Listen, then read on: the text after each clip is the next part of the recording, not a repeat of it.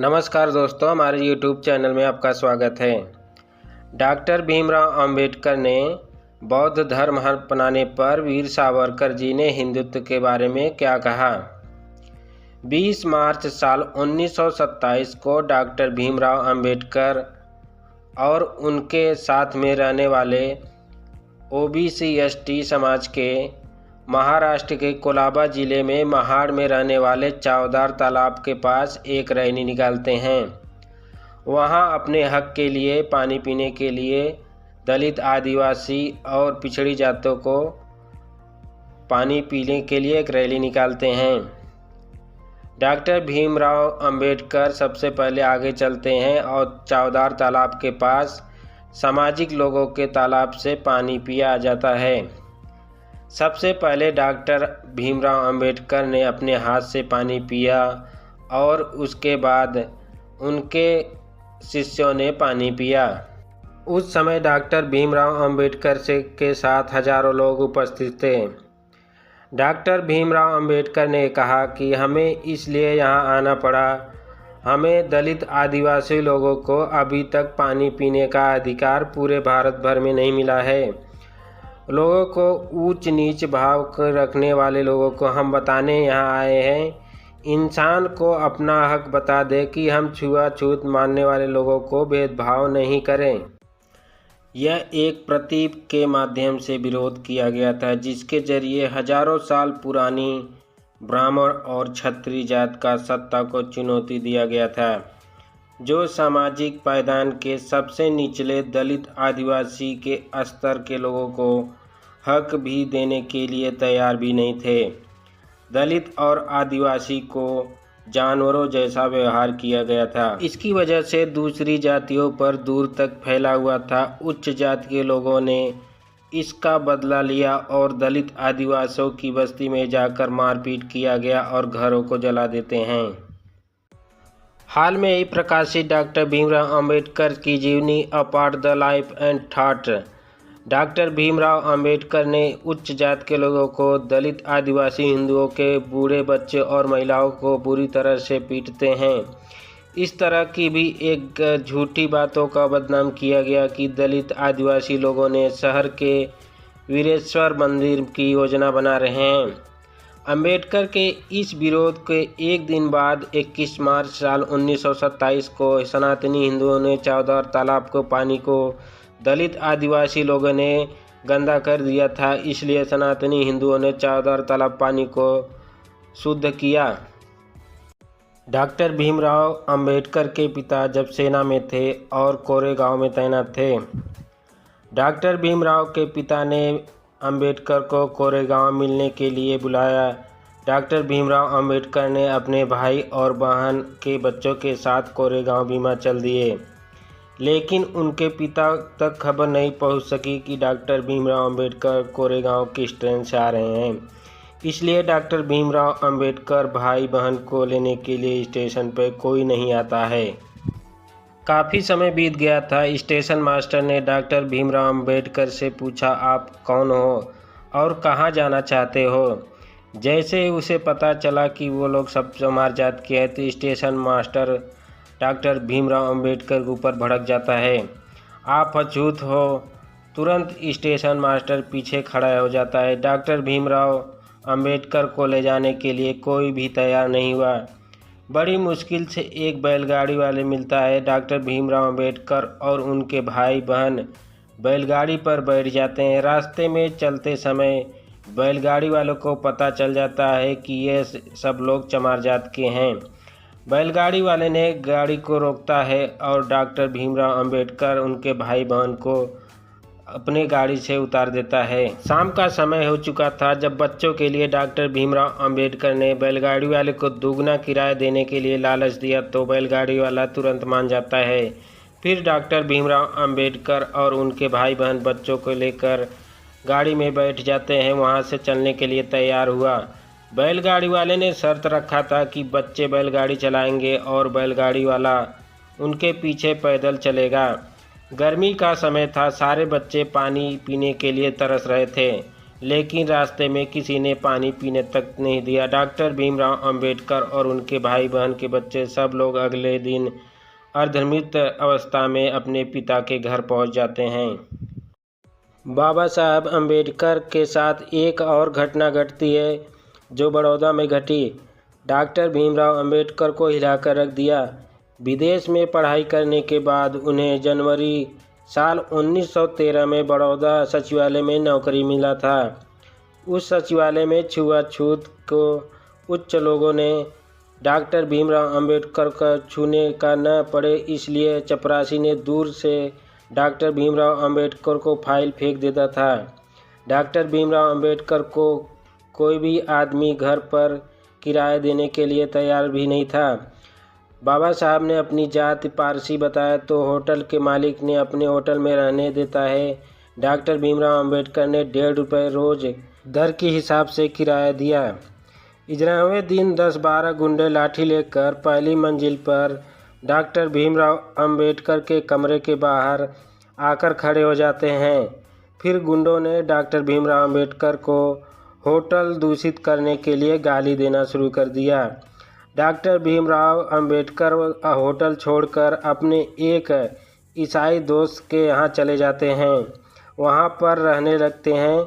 लेकिन वहाँ जैसे ही उनकी जाति के बारे में पता हो जाता है तो लोगों ने भीमराव अंबेडकर को वहाँ से भगा दिया।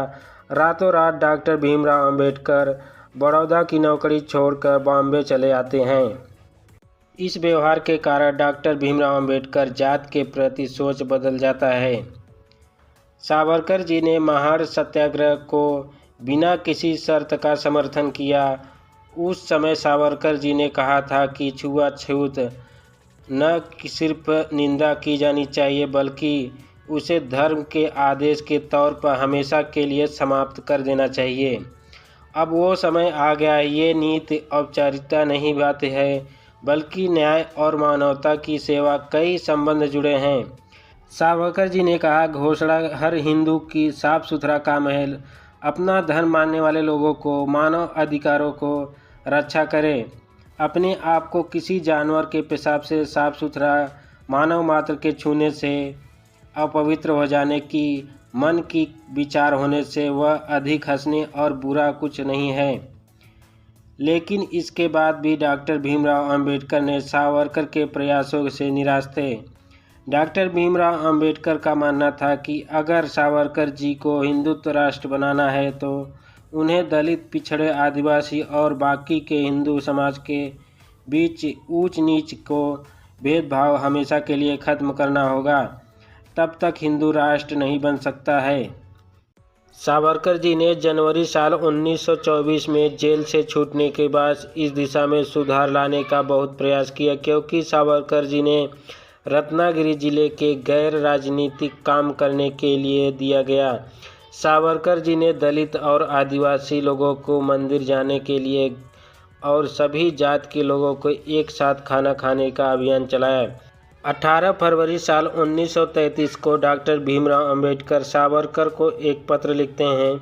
जिक्र किया भी कि यह पत्र सावरकर जी के आदेश पर रत्नागिरी में एक अमीर व्यापारी के द्वारा नीच जाति के गिरे हुए लोगों को बनाए रखने के लिए एक पत्र लिखा।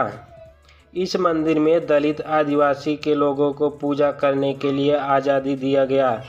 सावरकर ने एक ऐसे मंदिर का उद्घाटन समारोह में डॉक्टर भीमराव अंबेडकर को बुलाया था, लेकिन डॉक्टर भीमराव अंबेडकर अपने काम में व्यस्त होने के कारण इस समारोह में नहीं पहुंच पाते हैं।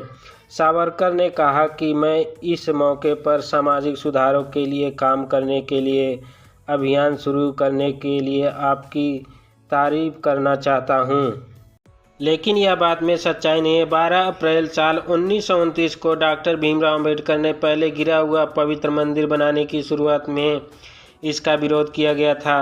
सावरकर जी का मानना था कि बाद में यह दलित, आदिवासी कहा जाने लगेगा। डॉक्टर भीमराव अंबेडकर ने 18 फरवरी साल 1933 को सावरकर जी को पत्र लिखकर भेजा था। पत्र में यह लिखा था कि आपका अभी भी ब्राह्मण, क्षत्रिय, वैश्य, शूद्र शब्द का यह वकालत करने की योग्यता पर आधारित है। बदकिस्मत है, हालांकि मुझे उम्मीद है कि आने वाले समय में आपस में जो आवश्यक न हो, ऊंच नीच शब्द जाल से छुटकारा पाने की हिम्मत आ जाएगी। सावरकर ने ऐसा करने के लिए मंशा नहीं जताई और उसके बाद सुधार के प्रयासों में डॉक्टर भीमराव की दिलचस्पी कम होने लगी। बाबा साहब अम्बेडकर ने बहुत पहले से ही कह दिया था कि हम समाज की बराबरी का अधिकार चाहते हैं। जहाँ तक संभव हो हिंदू समाज में ही रहकर यह अधिकार लेना चाहते हैं। अगर ज़रूरी हुआ तो हम हिंदू धर्म छोड़ने के लिए पीछे नहीं हटेंगे। डॉक्टर भीमराव अम्बेडकर ने कहा कि हम हिंदू धर्म छोड़ते हैं तो हम मंदिर में जाने के लिए हमें कोई शौक़ नहीं है। हिंदू धर्म से जुड़े सवाल पर डॉक्टर भीमराव अम्बेडकर और सावरकर की बात पर अलग अलग थी। जब अम्बेडकर ने यह कहा था कि हिंदू धर्म छोड़ने के लिए सावरकर को कोई दिक्कत नहीं होगी, तो डॉक्टर भीमराव यह बात साफ नहीं किया था कि बौद्ध धर्म अपनाने के बारे में यह सोच रहे हैं। सावरकर ने डॉक्टर भीमराव अम्बेडकर के हिंदू धर्म छोड़ने पर सवाल उठाते हैं। हिंदू धर्म में हर एक होकर धर्म की तरह भेदभाव, कुछ समानता होती है, लेकिन दूसरों धर्मों में इस तरह भेदभाव पाया जाता ही है। सावरकर ने डॉक्टर भीमराव अम्बेडकर से अपील की थी कि वो अपने बौद्धिक ज्ञान और प्रभाव का प्रयोग हिंदू धर्म में रहते भी कर सकते हैं। अगर छुआछूत से आपको कोई समस्या हो तो आप 10 साल तक इंतज़ार करें, इस दौरान यह समस्या हमेशा के लिए खत्म हो जाएगी। डॉक्टर भीमराव अम्बेडकर ने जवाब दिया कि यह कह दिया, हिंदू समाज में छुआछूत 100 सालों के बाद भी रहेगा। सितंबर साल 1929 में अम्बेडकर ने एक मुकदमे के चलते सावरकर के शहर रत्नागिरी जाना पड़ा। सावरकर ने भीमराव अम्बेडकर को अपने शहर के लोगों को ओर से विट्ठल मंदिर में भाषण देने की भी न्योता दिया। बाबा साहब ने इस बात को मान गए थे, लेकिन ऐन मौके पर पत्र मिला कि जिसकी वजह से डॉक्टर भीमराव अम्बेडकर को बम्बई जाना पड़ा। भीमराव अम्बेडकर ने रत्नागिरी की यात्रा कैंसिल करना पड़ा। इस तरह शहर को अम्बेडकर और सावरकर एक साथ मंच पर बैठने का मौका भी नहीं मिलता है। डॉक्टर भीमराव अम्बेडकर ने अपने भाषण में बोला था कि उनका हिंदू धर्म में बने रहने का कोई इरादा नहीं है। भीमराव अम्बेडकर ने कहा था कि मेरा दुर्भाग्य रहा कि दलित हिंदू के साथ घर में पैदा हुआ, जो मेरे हाथ में नहीं था, लेकिन फिर भी इस गलत व्यवहार की स्थिति को बदलने की अपनी दशा सुधार सकता हूँ। मुझे इस बात पर थोड़ा सा आशंका भी नहीं है मैं ऐसा करना पाऊँगा। मुझे साफ करने दीजिए कि मैं एक ऐसे आदमी के तौर पर नहीं मरूंगा जो अपने आप को हिंदू कहता हो। डॉक्टर भीमराव इस बात पर पहला विरोध महात्मा गांधी की तरफ से आया था। महात्मा गांधी ने एक इंटरव्यू में कहा था कि डॉक्टर भीमराव अम्बेडकर का बात पर विश्वास करने के लिए कोई बात योग्य नहीं है। हिंदू महासभा के नेता बालकृष्ण मंजे और कांग्रेस नेता डॉक्टर राजेंद्र प्रसाद ने कहा कि धर्म परिवर्तन पर गंभीर परिणाम हो सकता है।